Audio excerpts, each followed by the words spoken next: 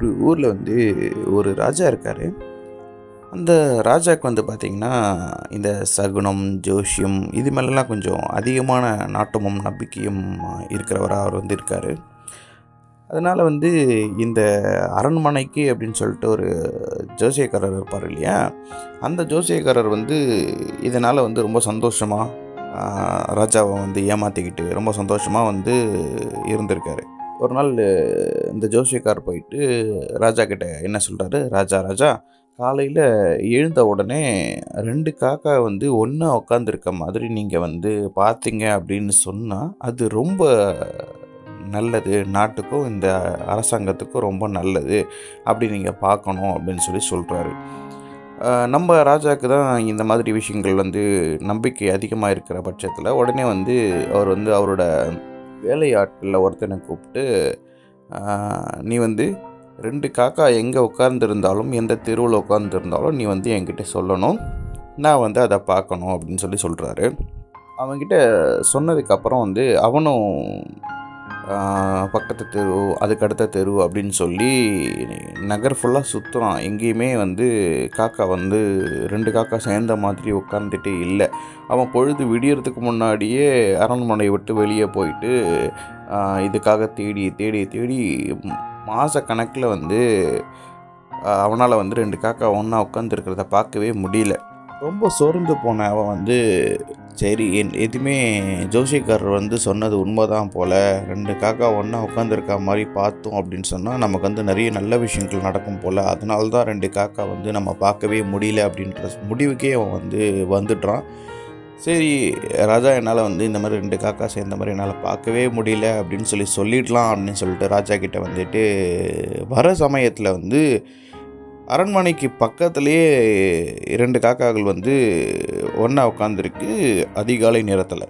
கண்டிப்பாக நமக்கு வந்து பதவி உயர்வு வந்து ராஜா கொடுப்பாரு, பொற்காசுகள் கொடுப்பாரு, நமக்கு நிறைய மாலை மரியாதைகள்லாம் கிடைக்கும். ஏன்னா இதை பார்த்தா ராஜாவுக்கும் இந்த அரசாங்கத்துக்கும் நல்லது நடக்கும்ன்ற விஷயம் இருக்குது. ஸோ என்னால் இது நடந்துச்சுன்னு சொன்னால் எனக்கு இதெல்லாம் கிடைக்குமே அப்படின்னு சொல்லிட்டு கனவு கண்டுக்கிட்டே ஓடி வந்து ராஜா கிட்ட சொல்கிறான். அந்த ராஜா உடனே எழுந்துச்சி வந்து ஓடி வர்றாரு, வெளியே அரண்மனை விட்டு வெளியே வந்து பார்க்கும்பொழுது ஒரு காக்கா வந்து பறந்து போயிட்டு ஒரு காக்கா தான் உட்காந்துருக்கு.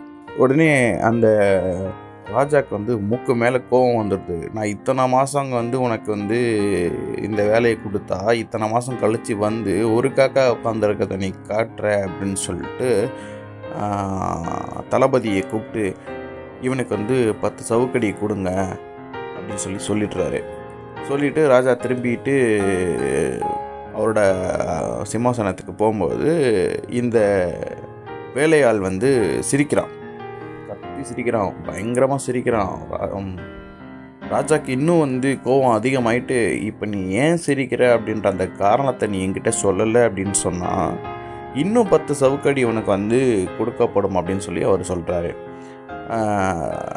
அப்போ வந்து அவன் சிரிச்சுக்கிட்டே மறுபடியும் சொல்கிறான், ராஜா ராஜா 2 காக்கா காலையில் உட்காந்துருக்க மாதிரி பார்த்தா நல்லது அப்படின்னு சொன்னீங்களே, அந்த 2 காக்காவை ஒன்றா உட்காந்துருக்கும் போது அதிகாலையில் பார்த்தது நான், அதை பார்த்ததுனால என் கை மேலே என்ன பலன் கிடைச்சிது அப்படின்றத நான் பார்க்குறேன், அதை நீங்களும் பாருங்கள் அப்படின்னு சொல்கிறான். அப்போ தான் அந்த ராஜாவுக்கு புரியுது, இந்த சகுனம் பார்க்குறது, நம்பிக்கை வைக்கிறது, இந்த மாதிரி விஷயங்களில் வந்து தவறானது அப்படின்னு சொல்லிட்டு ராஜா புரிஞ்சுக்கிறாரு. இதுலேருந்து நம்ம தெரிஞ்சிக்க வேண்டிய விஷயம் என்ன அப்படின்னு சொன்னால், நம்பிக்கைகள் இருக்கலாம், ஆனால் மூட நம்பிக்கைகளை வந்து நம்ம வந்து வளர்க்கக்கூடாது. சில விஷயங்கள்லாம் வந்து கேட்கவே வந்து ரொம்ப வெகுளித்தனமாக இருக்கும், இதெல்லாம் நம்ம நம்பலாமா அப்படின்றலாம் இருக்கும்.